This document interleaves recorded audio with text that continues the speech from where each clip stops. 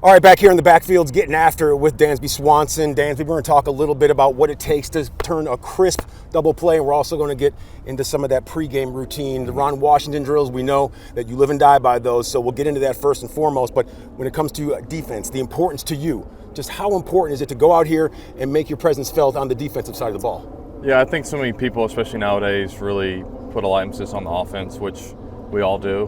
But there's a bunch of phases to the game that allow you to win baseball games, and so defense is a big part of that. The more that you can prevent teams from scoring runs, the better chance you're going to have to be successful. So we take a lot of pride in it, obviously, and I think you can see that by looking around the field and seeing, we have gold glovers at multiple positions. Essentially, when you catch ground balls, there's two types of hops you want to catch: a short hop and a long hop, right? You either want to catch it as it's hitting the ground or when it's at its peak. And whenever I work with younger kids, or if I were to give one piece of advice to coaches, and if I ever go to practices, I just ask if I can do it my way, and I just tell kids to catch every ball on the run, and it just gets them in that kind of aggressive mindset. Okay. And you'd be shocked at the results on like catching the ball on the run with one hand, how good it makes kids catch ground balls because they're actually going to it instead of running from it. Gotcha. And it helps you understand what hops to get better, the whole thing. Okay. But that's kind of how I would teach it. Sure. It's kind of how I learned. Okay. And I just think it's the best way to do it. All right, well, let's get into this and let's kind of walk us through it, and anything that pops up in the middle of this drill, let us know. It's what the people at home, that's what they want to see, and you have two gold gloves for a reason, Dansby. So we'll get started. Everything's in sevens. You go seven right up the middle first, right? Yep. Okay, let's get after it. So basically the whole point is as the ball's hitting the ground is when I want to be making my move forward. Sure. So if I'm late like that, the ball's on me before I have a chance to move through it. So I just want to meet the ball in the middle. Okay. And if you can I don't know if you can really hear it, Yep. but when it hits my glove, it doesn't rattle, right? Like, because I'm meeting it at the right time, it's sticking in my pocket, which is another important part of the timing. Okay. Oh, I'm just letting you know, I'm glad I'm not a catcher because I've got 46-year-old knees and they're a little brittle right now. So we'll do four hands. Okay, that way. It's the same thing. You basically just want to work through the ball. Sure. As it's hitting the ground, you want to be able to work straight through it. A lot of guys have a hard time when they're doing these. They want to come around the ball this way to scoop it because it's coming at this angle. But you really just want to work through it almost with with a stiff wrist. You don't really want to break your wrist over. Okay. You want to be able to work through it with a stiff wrist because it keeps your pocket still. Sure. And you like your glove a little more towards the floppy side as opposed to stiff, right? I'm a hard one to ask because I've been using the same glove for 6 seasons now. Sure. So I like what I like. Okay. And I try and break new ones in. Yeah. And if they're not working how I like, then I just get rid of them. Okay, we'll go that side then. Switch the backhand. Same thing. It's like I want stiff wrist. I want to be able to work through it. That way it'll stick in my pocket. I don't want to do that. So I don't want to break my wrist over. I just want to keep it nice and stiff. Okay. Presents an open pocket. And then the other thing I'll say too is being able to set the right angle, because I can have a stiff wrist like this, but my pocket is not facing the ball. My pocket is facing upward. Or if it's too flat, my pocket's facing the ground. I want to be able to expose my pocket to the ball so I have the best chance to actually move through the ball. Sure. And that way my pocket can do what it's designed to do, and that's to catch the ball. So basically, just to reiterate, making sure that you cross T's and dot I's in this drill minimizes mistakes when you're out there on the diamond, correct? Yeah, I mean, the whole point of this is to get really good at the fundamentals. Okay. I think so many times we talk about the great plays that are made, but the best defenders make the routine plays routinely. And so that's what we're doing, is addressing the ability to make the normal plays. That's what makes good defenders good defenders. Okay. You make outs. And the less outs that you can give away to another team, the more likely you are to be successful. And you and Nico up the middle, quite possibly the best double play combo in all Major League Baseball. Double plays are routine with you guys, right? Mm-hmm. How important is that feed from Nico Horner? Yeah, I mean, very important. Okay. We were actually discussing a little bit about it today. It's gotten a little bit tougher, I would say, nowadays, turn double plays, just because of positioning has changed, in my opinion. Yeah. You don't funnel the middle as much as maybe you used to. Mm-hmm. Sometimes you're catching the ball a little bit more on the run, Because in an ideal world, you get to the bag in time to be able to break down, have a good, stable base, and then wherever the throw takes you, you can go meet it. Sure.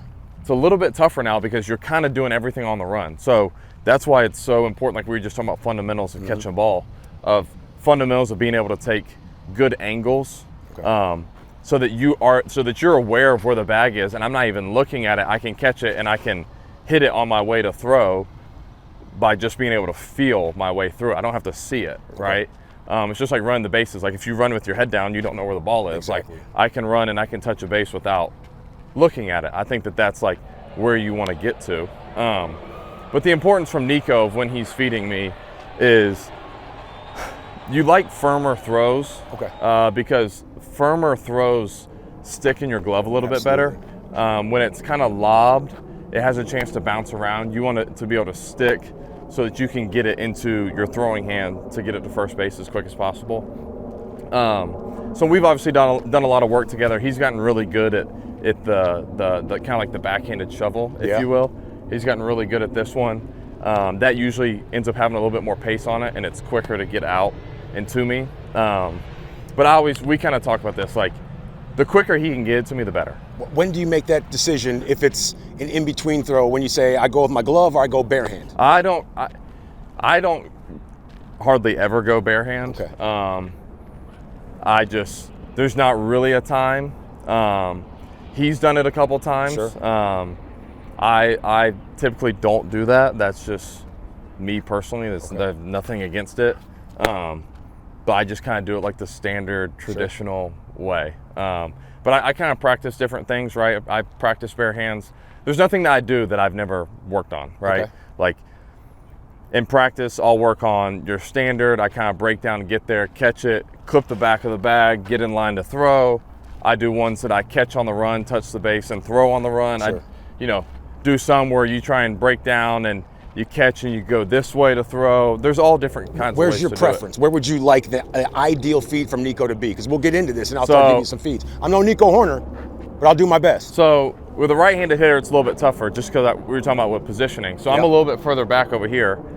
Ideally, you want to take a little bit more of like a banana, right? Like you want to take this angle to where you can catch it coming this way. However, from where I am, it's kind of more of a direct line run for me personally this way. So the more that I can get around his throw, like I'd rather him throw it at the middle of my chest so that I can turn, it's turning me as I'm catching it. I'm able to turn, get out of the way and throw. Gotcha. So the more it's like on an uphill trajectory right at the middle of my chest, I can kind of start to turn my body to transfer it into my throwing hand to get the out. So I would be coming kind of hard at this angle to be able to go there. And I've given myself enough lane. I've given myself, 2.5, 3 feet from the base. So I don't get hit by anyone sliding. All right, so earlier during warm-ups today, we saw you guys on the field. You guys were turning double plays. Nico was coming up this way. Ball comes up. He comes like that. Made a perfect play. You guys turned it. Is that a little bit different too when he's in front of the bag and you know that this guy's bearing down on me? Yeah, I mean, the first is a must, the second's a plus. Like that's like the motto of double plays, right? Like you can't get 2 outs until you get the first one. So securing the first out is always the most important. And so that's his job, and we talk about that. His job is just to be able to get it to me as quick as he can. And it's my job to do the rest. And when is there a point when you know that, okay, you got Ronald Acuna Jr. hustling down the line, you know you might not be able to get that one. When do you turn into a first baseman at second base? It's all feel. It's really hard to even describe. It's all feel. You know how hard the ball's hit. You know the runner that's going. You know where it's hit. If a lefty hits one soft to Nico's left over there, he pivots, throws it to me, and that person can run. That's going to be 1 out. That's just going to be 1 out. There's a very rare chance that you're able to turn 2. Now, if it's hit harder, you're going to go ahead and pivot and make the throw. But if it's, you can just tell by the amount of ground balls and times that we've done this of when you can or can't turn the double play. Okay, last one before we get you out of here. Say there's one where you're coming that way. Like you said, you want to somewhat take a little bit of a banana route right there. Say the throw takes you on the other side of the bag. Is there any kind of footwork that you do to overcompensate or get yourself back on track? It just depends on how early I've been able to get to the bag. If I'm having to catch it on the run, that's one where you really have to hope that Nico's putting it on me. Okay. But if I were to teach it, I would just teach it to where you get to the bag under control, that you're almost expecting a bad throw. Okay. You're expecting a bad throw, so if it does come to the inside part of this base, I'm able to kind of redirect my feet to catch and throw from the shortstop side. Sure. But so do you Nico's change pretty your good. mentality if Nico has to go over here glove side? You know he's going to have to probably spin, and that See, throw could take you in one direction. Typically, that gives me more time though, because he's getting to it a little bit later, right, or a little bit slower, if you will, and so that's giving me more time to cover ground. Okay. One last time before you guys, let's say that one. So the one takes you across the bag, comes up it that would way be like instead. that. Okay. All right. It'd be like that. All right. Well, there's a reason why this man has a pair of gold gloves and is on the cusp of his third right here. Dansby Swanson, Cubs shortstop. Thanks for the time, man. Appreciate it. Appreciate Tommy it. Mansky drills. You ever watch one of those videos? No. Okay. We're going to get one sooner rather than later. We'll tell you all about it.